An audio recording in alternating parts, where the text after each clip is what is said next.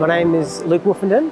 I'm a Professor of Public Health at the University of Newcastle, and I'm a Health Service Manager at Hunter New England Local Health District. I'm a behavioural and implementation scientist, so much of my work involves developing and testing programs that promote health and prevent chronic disease, and also undertaking work to understand how we can best implement those programs so that they benefit the maximum number of members of the community. Ultimately, we're looking to keep people chronic disease free longer by getting evidence-based policies and programs into practice more quickly.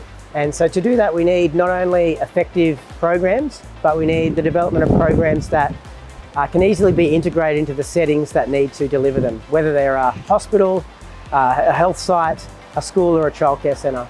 That is the real challenge.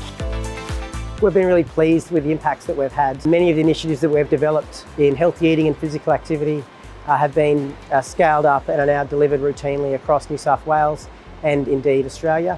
Most recently, we developed a program in schools to support the packing of healthy lunchboxes, and we anticipate this time next year that will be influencing over 1 million lunchboxes for students across Australia. We believe strongly in the role that science plays in improving health services and benefits to the community. And what we'd like to see in the future is the greater application of science in public health decision making.